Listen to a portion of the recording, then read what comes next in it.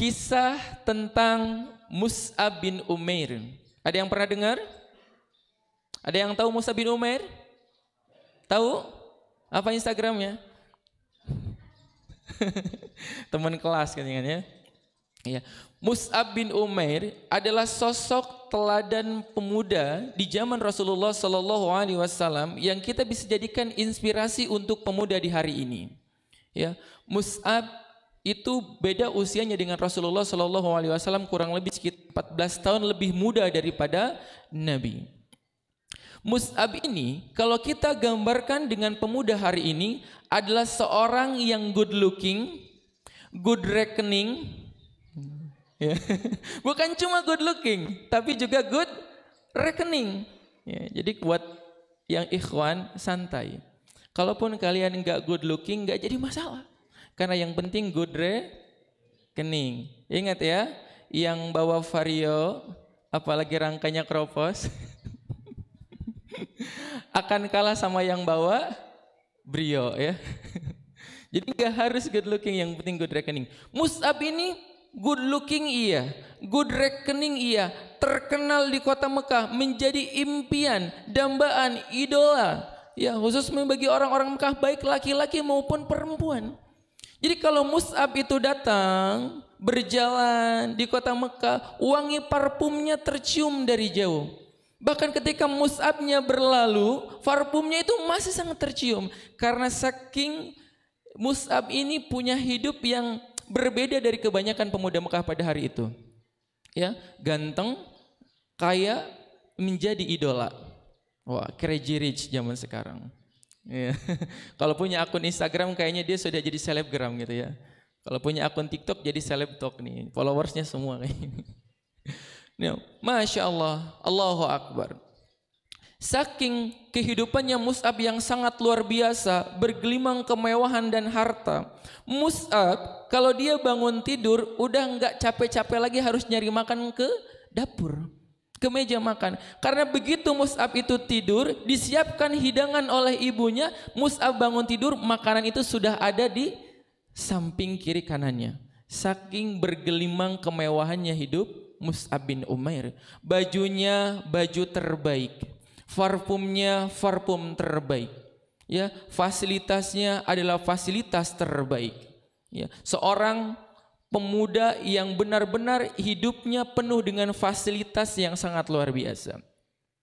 Tatkala Islam itu datang, ya, Mus'ab yang terbiasa hidup di tengah kejahiliahan, melihat ritual praktek kejahilian yang terjadi di kota Mekah pada waktu itu, mendengar tentang kedatangan Islam yang dibawa oleh Rasulullah Sallallahu Alaihi Wasallam.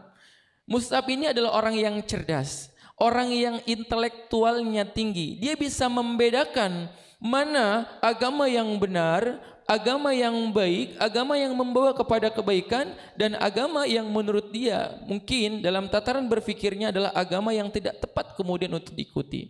Maka tatkala Islam itu datang, Mus'ab itu termasuk di antara orang-orang yang pertama kali kemudian menyambut seruan Islam. Waktu itu Rasulullah Sallallahu Alaihi Wasallam sedang berkumpul di sebuah rumah. Seorang anak muda usianya 16 tahun di samping kota Mekah bernama Al-Arqam bin Abil Arqam. Berapa usianya? 16 tahun. Di sini ada yang usia 16 tahun? Banyak. Oh, 16 tahun. Wajah tidak mewakili. Ya, bayangkan 16 tahun Al-Arqam bin Abil Arqam menjadikan rumahnya sebagai pusat pergerakan dakwahnya Rasulullah Sallallahu Alaihi Wasallam. Zaman sekarang 16 tahun ngapain ya kira-kira? Main game, PUBG, ya, nge-war tiap hari gitu ya. Ya.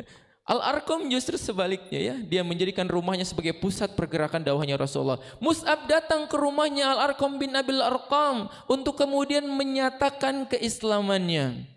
Ya, setelah sekian lama keislamannya itu disembunyikan daripada orang tuanya dan saudara-saudaranya, sampai suatu ketika ada salah satu di antara orang yang kemudian melihat Mus'ab beribadah.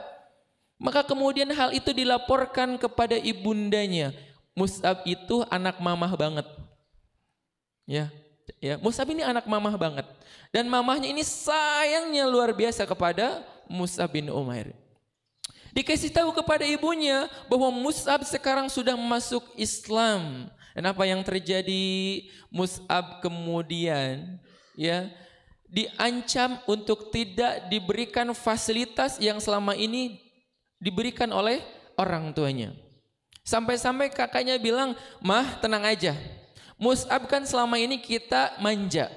Selama ini kita apapun dikasih untuk Mus'ab. Paling-paling nanti kalau dia lapar dia juga balik lagi ke agama kita." Ya. Tapi ternyata enggak demikian. Mus'ab tidak gentar sekalipun fasilitas yang sebelumnya ia nikmati dan diberikan oleh orang tuanya diambil oleh orang tuanya. Sampai puncaknya Mus'ab dikurung di rumahnya. Enggak diberikan makan. Diambil semua fasilitasnya, kulit yang tadinya glowing lambat laun mulai kurus. Badan yang tadinya tegap lambat laun mulai kurus. Saking kemudian Mus'ab ini ya istiqomah, dia berusaha untuk mempertahankan keimanannya kepada Allah Subhanahu wa taala. Apakah semua fasilitas itu kemudian lantas membuat Mus'ab gentar, mundur untuk beriman kepada Allah? Ternyata tidak sama sekali. Sampai suatu kisah Nabi Shallallahu Alaihi Wasallam melihat Mus'ab yang dulunya seorang yang sangat luar biasa di kota Mekah, tapi tatkala Mus'ab kemudian ikut bersama Rasulullah Shallallahu Alaihi Wasallam, dalam singkat ceritanya pergi ke kota Mekah, Nabi itu nangis ngelihat Mus'ab. Ya, nangis Nabi itu. Mus'ab yang dulunya orang yang sangat luar biasa, orang yang menjadi idola para pemuda di kota Mekah, orang yang selalu menggunakan baju yang paling indah, parfum yang paling wangi, bahkan mungkin sebagian para pemuda itu mendambakan kehidupan seperti Mus'ab. Tapi tatkala Mus'ab istiqomah dengan keimanannya, Mus'ab tidak gentar kemudian dengan ancaman daripada orang tuanya dan keluarganya, sekalipun dia harus kehilangan seluruh fasilitasnya, bahkan tidak sedikit kemudian siksaan yang diterima oleh Mus'ab karena keimanannya, maka Mus'ab sudah membuktikan cinta dan imannya kepada Allah dan Rasul-Nya. Dia tinggalkan segala perkara yang melekat kepada dirinya. Dia tinggalkan dunia yang selama ini dia nikmati, karena untuk membuktikan bahwa dia adalah hamba Allah dan umatnya Rasulullah Sallallahu Alaihi Wasallam yang teguh di atas keimanan. Sesampainya Mus'ab di Madinah bersama Rasulullah SAW, baju indah yang dulu dipakai oleh Mus'ab berganti dengan kain burdah yang sangat kasar, yang justru banyak tambalan-tambalan di bajunya.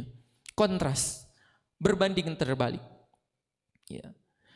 Masya Allah. Begitulah ketika hati yang diisi dengan keimanan kepada Allah melahirkan tiga karakter yang tadi kita sebutkan.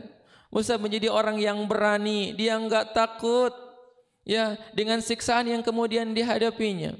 Mus'ab menjadi orang yang tenang, ya enggak marah-marah, enggak berontak, ya dia bijak, ya dia senantiasa tenang menghadapi persoalan hidup yang dialaminya, dan dia senantiasa optimis, yakin bahwa dia memilih jalan yang benar, jalan beriman kepada Allah dan Rasul-Nya. Dari kisah Mus'ab kita bisa belajar tentang bagaimana seorang pemuda ini harus punya prinsip dalam kehidupannya, ya, harus punya keyakinan yang kokoh dalam kehidupannya, harus punya rasa optimis dalam kehidupannya, karena tiga hal itulah yang kemudian akan menjadi pondasi yang melahirkan kebahagiaan dalam kehidupan kita.